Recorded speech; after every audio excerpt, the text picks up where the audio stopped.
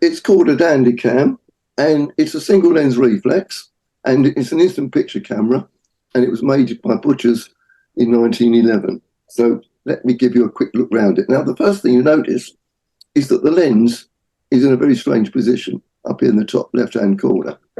The reason for that we will come to in a moment. Now, it took tintypes. I don't have the actual tintypes, but they went into these small plate holders, circular in shape, 1 inch in diameter.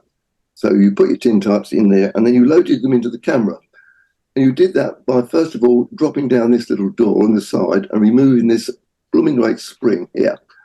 And the tintypes in their little circular holders were loaded, you can't see it, right at the back here, into a little receptacle, round, etc.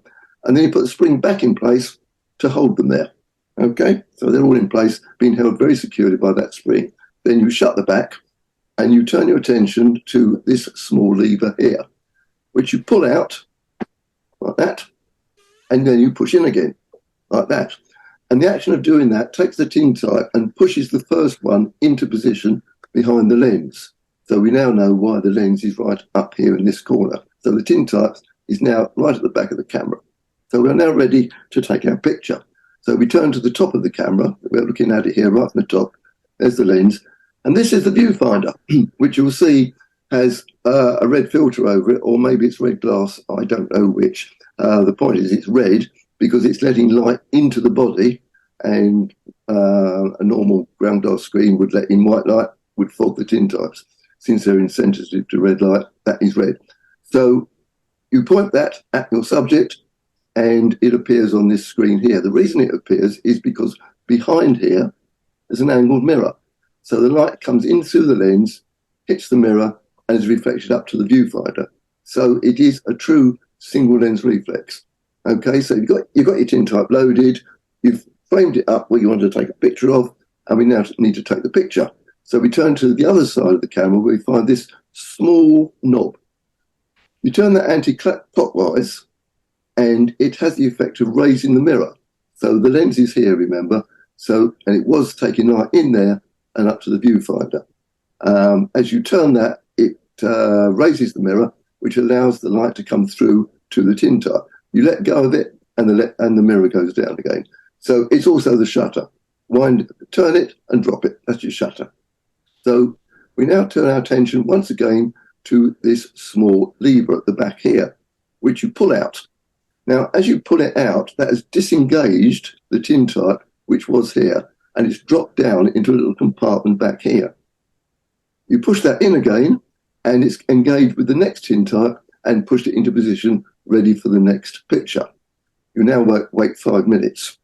At the end of the 5 minutes, you open this little door here, inside of which we find a tiny, weeny little developing tank, which you pull out, and you open the lid, and the tintypes are now fully developed in here. But you don't want to stick your fingers in that nasty goo, so what you do is you get hold of this little lip here, bring it up, and that has the fully developed tintypes. It obviously contains the developing tank obviously contains a solution of developer and fix all in one solution. So there it is. There's the developing tank, lid off. So when the tintype dropped, it dropped through that little slot there into here. There's the drawer. There would be your tintypes if I had them. So this was produced in 1911. So the natural thing to do is to look in the BJ for 1912, where I found this really nice advert.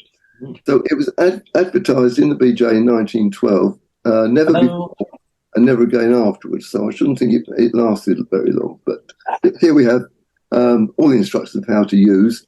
It makes a point of saying everything is performed in daylight, no darkroom necessary at any time. Well, yes, the developing and fixing would have been done without a darkroom, but I can't imagine you could load the tintypes in daylight, but it doesn't obviously say that. Price, 7 shillings and sixpence, you can see here. There is an idea of what it actually should look like when they come out. You could buy DandyCam plates, which were the tintypes, for a dozen for sixpence. You could buy the developer in solution for sixpence. You could buy the developer as a powder for sixpence. And for 2 bob, you could get brochures and pendants which are heavily gilt. And the reason for that is that these things were made to actually take out and push into a pendant or a brooch, which you could then wear. So there we are, the DandyCam. Let me, it was advertised in 1912. I never saw it advertised again.